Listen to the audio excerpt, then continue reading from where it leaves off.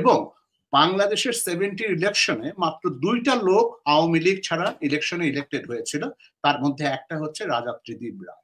71-এর 16th of ডিসেম্বরের পরে রাজা ত্রিদিব রায় কোথায়? সে পাকিস্তানে। আর তার লোকরা বাংলাদেশের এগেনস্টে যুদ্ধ করতেছে, কিন্তু তাদের যে এজেন্ডা, তাদের যে ম্যানিফেস্টোতে কোথাও বলে না যে তারা রাজতন্ত্রকে উঠিয়ে দেবে। এবং ওই ইন্ডিয়া পাকিস্তানের একটা কথা আছে, ওই আমাদের দেশে যেরকম বলে না যে Abu so and so is a minister without portfolio, বলে না আমাদের দেশে অনেক সময় থাকে না মিনিস্টার উইদাউট পোর্টফোলিও। তো ঠিক তেমনি রাজা ত্রিদিব রায় ছিল আজীবন পাকিস্তানের উজিরে খামোখা, মানে যার কোনো পোর্টফোলিও নাই।